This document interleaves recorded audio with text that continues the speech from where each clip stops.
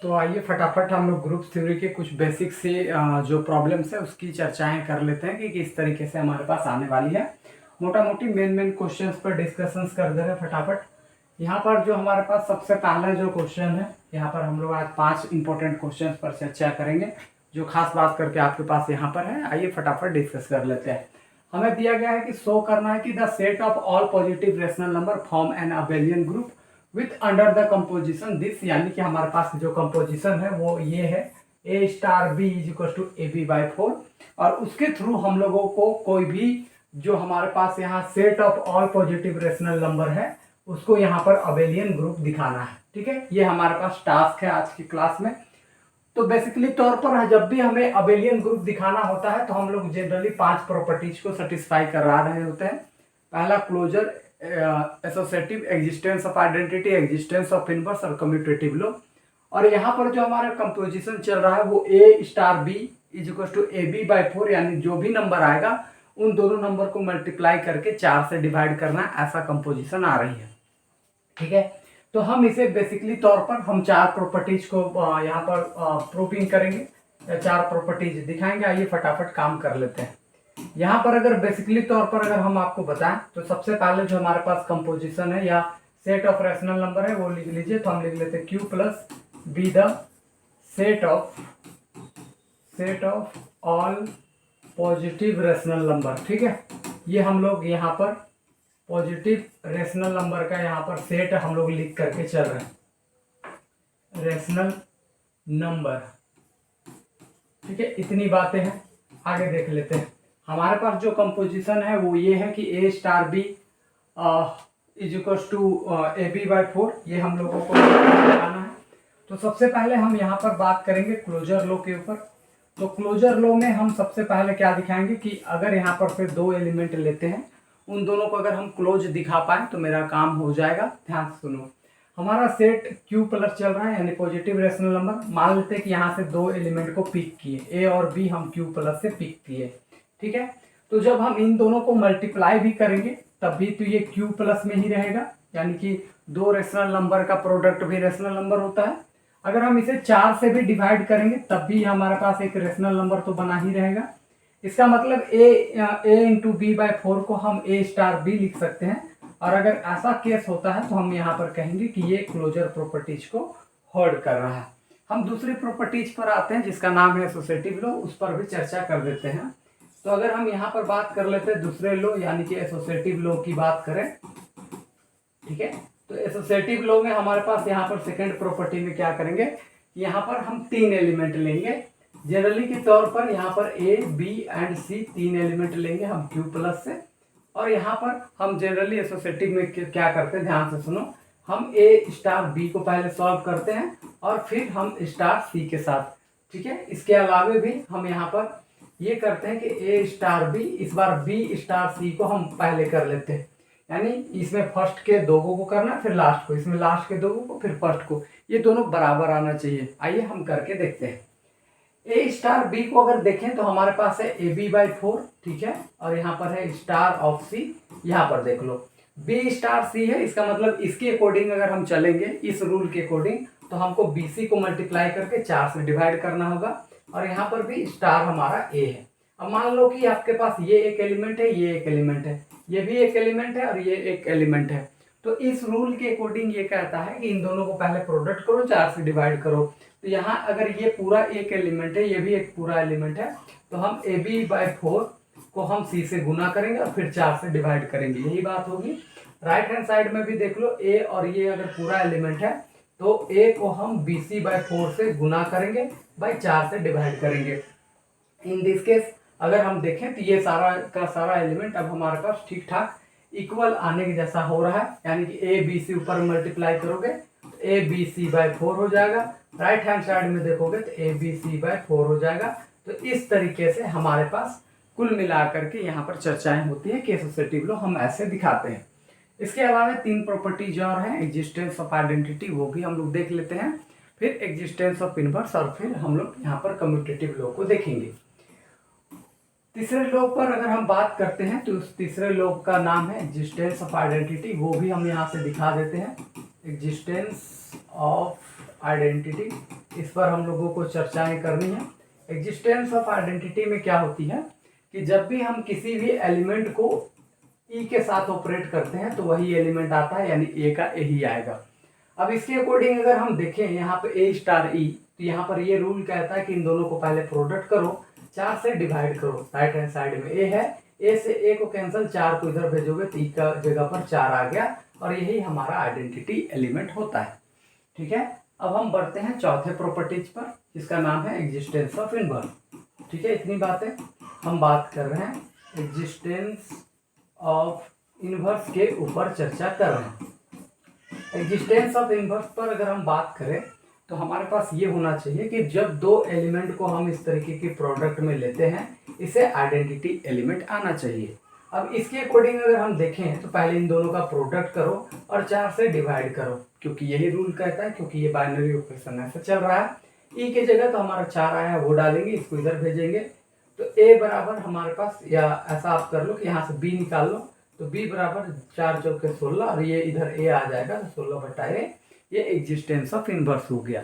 ठीक है, अब हमारे पास लास्ट एक प्रॉपर्टी बचता है कम्यूटेटिव लॉ, उसको भी दिखा देते हैं तो हमारा काम हो जाएगा।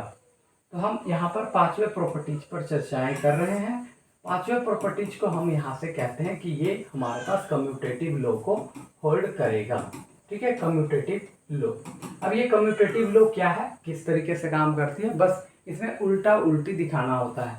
जैसे देख लो, ए स्टार बी बराबर बी स्टार ए हम लोगों को ला करके दिखाना होता है। आइए फटाफट चेक कर लेते हैं। ए स्टार बी को हम क्या लिखेंगे, ए बी बाई 4, इसको क्या लिखेंगे, बी ए बाई 4। तो भाई इसको पलट करके अगर हम लिख दें तो ए बी बाई 4 हो जाएगा, यानी ये दोनों बराबर है, तो कम्यूटेटिव लॉ भी होल्ड करेगा। इसका मतलब हम लिख सकते हैं कि Q प्लस जो है ये वाला स्टार ऑपरेशन के साथ इज एन अबेलियन ग्रुप बनाएगा। तो हम ये लिखते हुए चलते हैं, सीधी बात है, इस तरीके से आप समझ करके चल सकते हैं। अब हम बढ़ते हैं नेक्स्ट थ्योरम के ऊपर, और यहाँ पर बहुत ही इंपॉर्टेंट सा थ्योरम ये भी है, necessary and sufficient conditions for the non empty subset H of A group G be a सब ग्रुप इज दैट। हमें ये दो प्रॉपर्टी है, हम लोग को दो केस को लेकर के चलना है, एक तो नेसेसरी कंडीशंस को और दूसरा हमारे पास है सफिशिएंट कंडीशंस है। यानी नेसेसरी में ये समझ लो कि अगर मान लेते हैं कि H हमारे पास यहाँ आप देख रहे हैं, H अगर सब ग्रुप होगा तो ये दोनों प्रॉपर्टीज को होल्ड करेगा, ये नेसेसरी कंडीशन है। और अगर ये दो प्रॉपर्टीज को पहले होल्ड किया है तो वो सब ग्रुप होगा, ये सफिशिएंट कंडीशन है, और यही हम लोगों को दिखाना है। आइए फटाफट इसको प्रूविंग कर देते हैं, शॉर्ट में करेंगे प्रूविंग, बहुत ही मज़ेदार तरीके से, ज़्यादा इसमें टाइम लेंगे है नहीं। तो हम लोग सबसे पहले यहाँ पर ले लेते हैं नेसेसरी कंडीशन। तो नेसेसरी कंडीशंस में अगर हम यहाँ पर बात करते हैं तो सीधी सीधी अगर हम यहाँ पे चर्चाएं को करें तो देखो हमारे पास क्या बन करके आएंगी, वो थोड़ा समझ लेते हैं।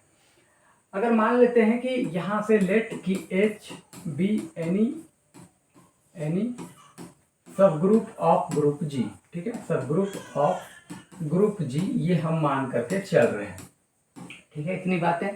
अब सब ग्रुप होगा तो वो सब ग्रुप होने से वो ग्रुप फॉर्म करता है, और ग्रुप फॉर्म करने से वो 4 प्रॉपर्टीज को होल्ड करती है। पहला क्लोजर लो, दूसरा एसोसिएटिव लो, तीसरा एग्जिस्टेंस ऑफ आइडेंटिटी, और चौथा एग्जिस्टेंस ऑफ इनवर्स। तो क्लोजर लो में क्या होता है कि अगर ए बिलोंग कर रहा है H में, बी बिलोंग कर रहा है H में, तो इसका मतलब है कि ए बी भी बिलोंग करेगा H में, ये हो गया क्लोजर लो। दूसरा, अगर ए बिलोंग कर रहा है H में तो उसका इन्वर्स भी बिलोंग करेगा, तो ए इन्वर्स बिलोंग करेगा H में, और यही दो केस तो हमें लाना था जो ऑलरेडी यहाँ पर हमारा आ चुका है। तो हमारा नेसेसरी कंडीशंस हमारा फुलफिल हो गया। अब हम आते हैं सफिशिएंट कंडीशंस के ऊपर। ठीक है, तो अब अगर हम बात करते हैं सफिशिएंट कंडीशंस के ऊपर तो बहुत ही मज़ेदार तरीके से हम सफिशिएंट कंडीशंस पर चर्चाएं कर रहे होंगे। आइए जी फटाफट कैसे करते हैं उस पर हम पूरी बात यहाँ पर आपके सामने रखेंगे। सफिशिएंट कंडीशंस की अगर हम बात करें तो बहुत ही मज़ेदार तरीके से आप सफिशिएंट कंडीशंस को समझ सकते हैं, और वो कैसे, आइए समझते हैं। इसके लिए लेट हम लोग H बी एनी सबसेट मान करके चलेंगे, B subset of group G, ठीक है, और ये दो प्रॉपर्टीज को ले करके चलेंगे हम लोग एक साथ, सच दैट इस तरीके से ये प्रॉपर्टीज को हम पहले लेके चल रहे हैं, यानी कि A belongs to H, B belongs to H, this implies A B belongs to H। इसका मतलब है कि ये क्लोजर लॉ को होल्ड कर रहा है, पहला प्रॉपर्टी तो है। तो हम लिखेंगे इट इज क्लोज। ये प्रॉपर्टी किसका है? क्लोजर का है। दूसरा हमारे पास क्या दिया हुआ है कि ए बिलोंग कर रहा है एच में, तो उसका इन्वर्स भी एच में बिलोंग कर रहा है, यानी कि इट होल्ड इन्वर्स लो। ठीक है, इन्वर्स लो ये आप लिख सकते हो। उसके अलावे अब हम यहाँ पर एक बात कहते हैं, वो थोड़ा सा आप समझ लीजिएगा। इन्वर्स एग्जिस्ट किया, अब अगर हम ए के जगह पर ए इन्वर्स रखें थोड़ा, या बी ए की जगह बी इन्वर्स रखें, तो B inverse belongs to H, यहाँ पर बी को बी ही रहने देते हैं।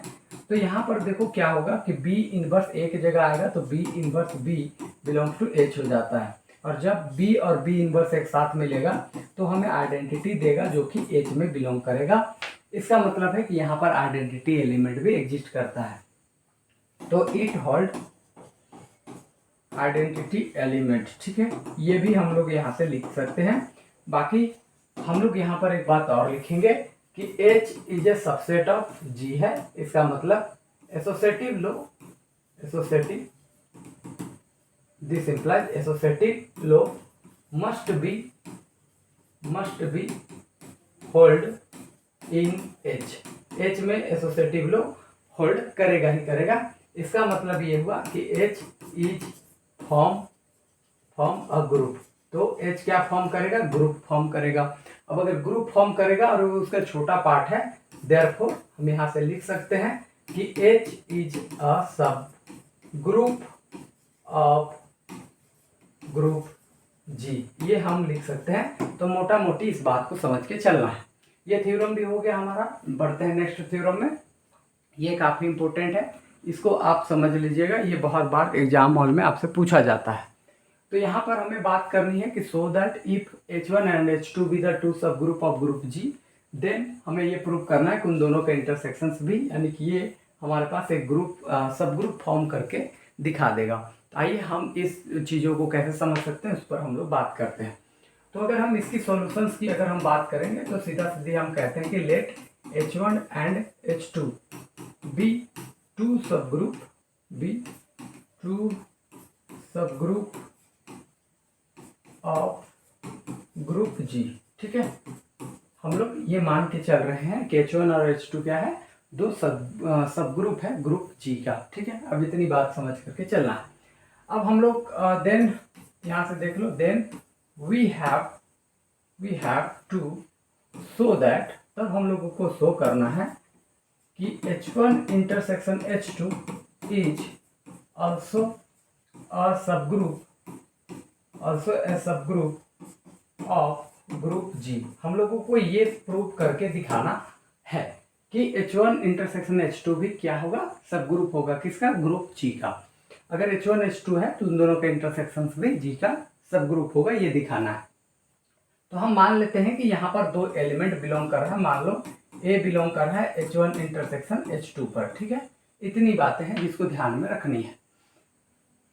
तो अगर हमारे पास ये बिलोंग कर रहा है और मान लेते हैं कि हमारे पास B भी H1 इंटरसेक्शन H2 में बिलोंग कर रहा है, हम ये मान करके चलते हैं। या इससे पहले हम एक बात और लिख देते हैं कि मान लो कि H1 इंटरसेक्शन H2 में कम से कम आइडेंटिटी एलिमेंट तो कॉमन में आ ही जाएगा, यानी कि H1 intersection H2 having the identity element. और आइडेंटिटी एलिमेंट जो होता है कि वो हमेशा एक ग्रुप फॉर्म करता है, तो हमें इससे आगे करने की कोई ज़रूरत नहीं होगा। अगर आइडेंटिटी एलिमेंट ही सिर्फ मिलेगा तो it must be a group. ठीक है, ये अपने आप में एक ग्रुप हो जाएगा जब किसी के अंदर आइडेंटिटी एलिमेंट आता है कॉमन में। तो मान लो H1 H2 दो सब ग्रुप था, तो उसके इंटरसेक्शन करने से मात्र आइडेंटिटी आया एक एलिमेंट। तो एक एलिमेंट वाला जो आइडेंटिटी होता है वो हमेशा ग्रुप फॉर्म करता है, लेकिन ये हर एक केस में तो होगा नहीं। तो हम मान लेते हैं कि इसमें दो कोई एलिमेंट बिलोंग कर रहा है, मान लो H1 इंटरसेक्शन H2। ठीक है, इसका मतलब है कि A बिलोंग कर रहा होगा H1 में एंड A बिलोंग कर रहा होगा किस में? H2 में। देखो होता क्या है, इंटरसेक्शन मतलब दोनों में बिलोंग करना चाहिए, तो हम लिख दिए। फिर हम B मान लेते हैं कि H1 इंटरसेक्शन H2 में बिलोंग कर रहा है, तो हम कहते हैं कि B बिलोंग कर रहा है H1 में एंड B बिलोंग कर रहा है किस में? H2 में। हम ये मान करके चलते हैं। अब ध्यान से सुनो कि A बिलोंग कर रहा है H1 में, B बिलोंग कर रहा है H1 में। ठीक है, H1 में, तो जाहिर सी बात है, थोड़ी सी इसको ओपन करना होगा, थोड़ा सा लाइटिंग की समस्या रही, कट गई है, आ जाता है तो फिर हम इसके डिस्कशंस को आगे बढ़ा रहे हैं।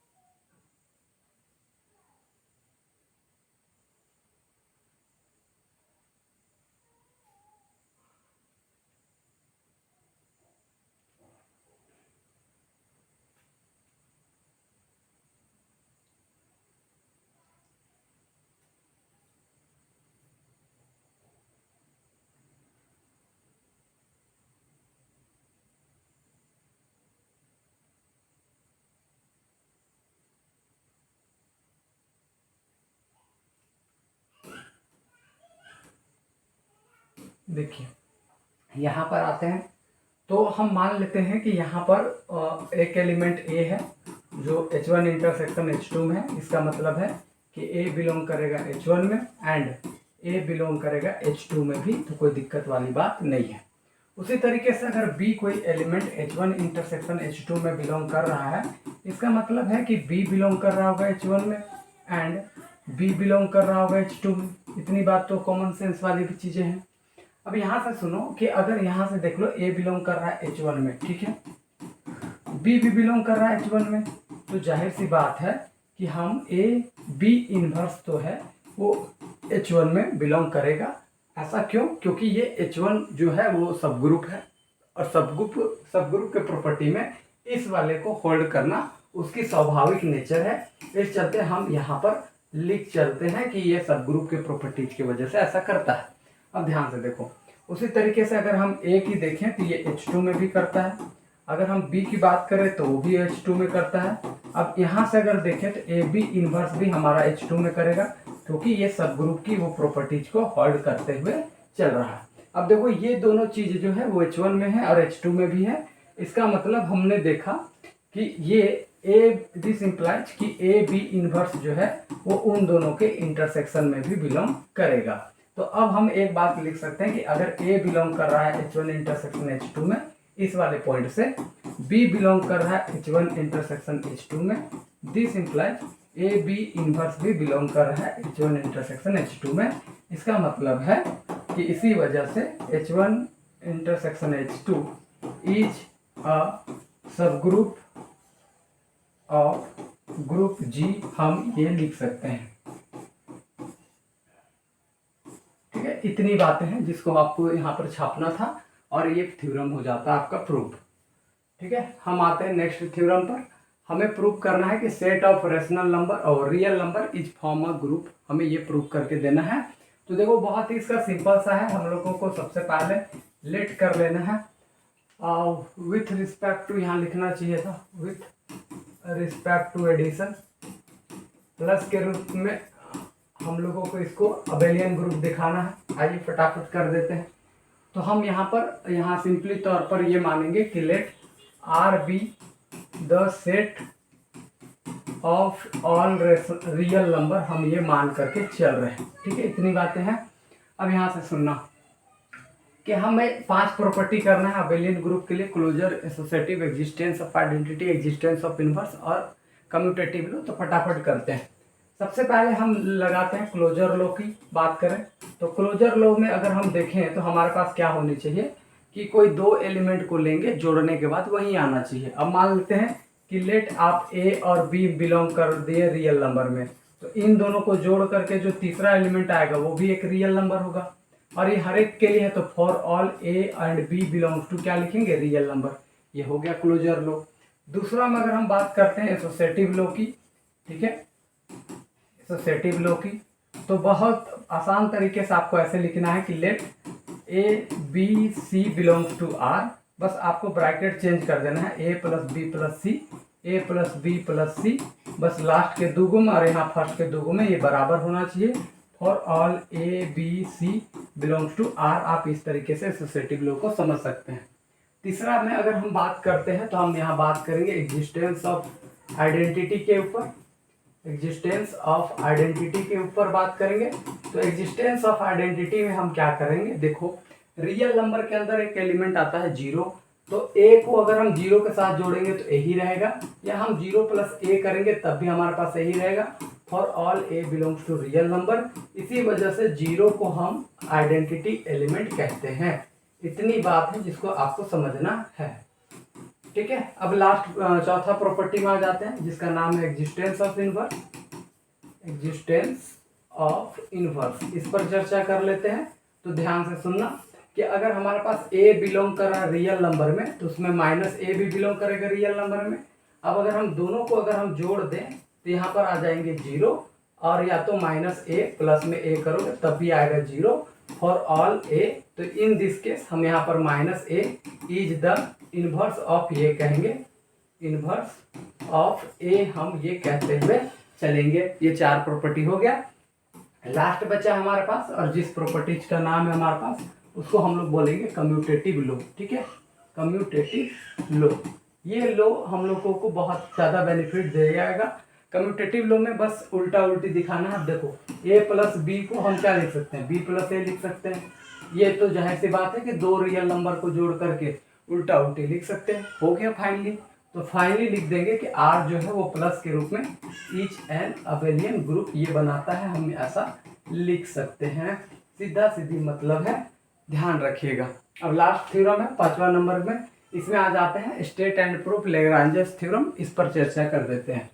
सबसे पहले हम इसकी स्टेटमेंट दे देते हैं आपके सामने कि स्टेटमेंट क्या कहती है, ध्यान से सुनो। तो एवरी ऐसा कर लेते हैं, order of any finite subgroup of a finite subgroup is divided the order of any finite group। ध्यान से सुनना, सीधा सीधी ये बात हम ले करके चल रहे हैं। सुनो, मान लो एक कोई ग्रुप है और एक सब ग्रुप है, तो जो ऑर्डर ऑफ ग्रुप होगा यानी जितने नंबर ऑफ एलिमेंट ग्रुप में होते हैं उसको ऑर्डर बोलते हैं, और जितने नंबर ऑफ एलिमेंट एच में होंगे उसको ऑर्डर ऑफ सब ग्रुप बोलेंगे। तो ऑर्डर ऑफ सब ग्रुप जो है ना, ऑर्डर ऑफ ग्रुप को डिवाइड करेगा, क्योंकि ग्रुप का जो ऑर्डर होता है वो बड़ा होता है। अब इसी चीज़ को हमको प्रूव करना है बहुत ही मज़ेदार तरीके से। आइए कैसे करते हैं उस पर हम लोग चर्चा करेंगे।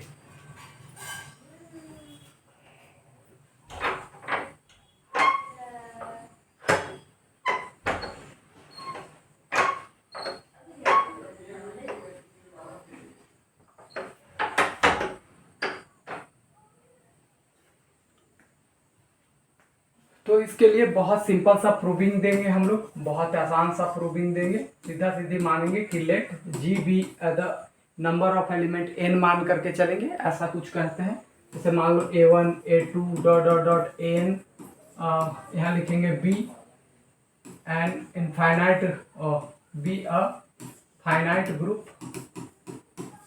ग्रुप ऑफ ऑर्डर एन मान करके चलेंगे। That means order of G ऐसे लिखते हैं इज इक्वल टू एन, ठीक है। उसी तरीके से एच को मान करके चलेंगे। एच के पास भी element A1 A2 dot dot dot यहाँ पर AM है, हम लिखेंगे be a finite subgroup of order m. That means यहाँ ऑर्डर ऑफ एच जो है वो हम एम मान करके चलेंगे। अब हमको दिखाना है कि एम एन को डिवाइड करेगा, तो हम यहाँ से लिख लेते हैं then we have to show that, तब हम लोगों को शो करना होगा कि m डिवाइड कर रहा है n को। बस इतनी बात है। आइए जी फटाफट काम करते हैं। अब लेट मान लेते हैं कि alpha belongs to g be any element. ये जो अल्फा है वो g का कोई एलिमेंट है। अब इसको जब तुम यहाँ से मल्टीप्लाई करोगे h में तो हमारे पास राइट कोसेट बनाएगा। तो उसके अकॉर्डिंग हम लोग यहाँ से लिख लेते हैं। देन h अल्फा जब करोगे तो हर एक एलिमेंट के साथ होगा a1 alpha a2 alpha dot dot am alpha के साथ मल्टीप्लाई होगा बी अ राइट कोसेट। ठीक है, राइट कोसेट बनाएगा। इस बात पर ध्यान रखना है, इस तरीके से हम समझ करके चल सकते हैं। अब यहाँ दिखाना है कि इसमें पास जो m एलिमेंट है वो हर एक का यूनिक होगा, यानी कोई दो को सेम नहीं है। तो हम लोग यहाँ पर अल्फा आई हम यहाँ पर शॉर्ट में हम लिखेंगे A i alpha is equals to A j alpha. ठीक है, for all i not is equals to j. अब देखो जब तुम इसको कैंसिल करोगे अल्फा से अल्फा तो ए आई बराबर क्या हो जाएगा ए जे, जबकि यहाँ लिखा क्या है कि आई बराबर जे नहीं होगा। तो हम लिखेंगे विच इज ए कंट्राडिक्शन। तो हम लिख देंगे विच इज ए कंट्राडिक्शन। तो हम इसको एक कंट्राडिक्शन मान करके चलेंगे और जैसे ये कंट्राडिक्शन आ गया हम यहाँ पर सीधा सीधी कहेंगे कि इसमें m n number of element है। अब देखो, तो अब हम यहाँ पर समझ करके चल सकते हैं। Then which follows that h alpha having m distinct element ये हम मान करके चलेंगे। अब ध्यान से सुनो, एक बात सुनो कि ऑर्डर ऑफ g जो होता है वो टोटल नंबर जितने भी कोसेट बनते हैं उनके ऑर्डर के सम के बराबर होता है। तो हम ऑर्डर ऑफ h1 लिख देंगे, ऑर्डर ऑफ h2 लिख देंगे और ऐसा करते करते ऑर्डर ऑफ hm लिख देंगे क्योंकि लास्ट एलिमेंट m तक है। अब यहाँ पर मान लेते हैं कि ये टोटल जा करके k टाइम्स तक ऐसा सम हो करके आया। तो अब देखो ऑर्डर ऑफ n कितना है, g n है, इसकी ऑर्डर m है, इसकी भी ऑर्डर m हो जाएगा क्योंकि h में सारा एलिमेंट के ऑर्डर कितने थे, m थे। अब ऐसा करते करते k टाइम तक आया है। तो हम यहाँ से देख लो n बराबर m इंटू के लिख सकते हैं। और देखो जब भी हम 10 को यहाँ से 2 गुना 5 लिखते हैं तो 5 10 को डिवाइड करता है, इसका मतलब m n को डिवाइड करेगा। और ये हमारा हो गया प्रूव और इसमें कुछ करने की जरूरत है नहीं। उम्मीद है कि ये छोटी सी कंसेप्ट आपको समझ में आया होगा। बहुत ज़्यादा तो समझाने की कोशिश नहीं की, बट ये रिकॉल करने की एक मेथड रहा। शॉर्ट में आप ऐसे प्रूविंग कर सकते हो एग्जाम हॉल के अंदर। आज के लिए बस इतना है, मिलते हैं नेक्स्ट वीडियो में, तब तक के लिए wish you all the best. Thank you so much.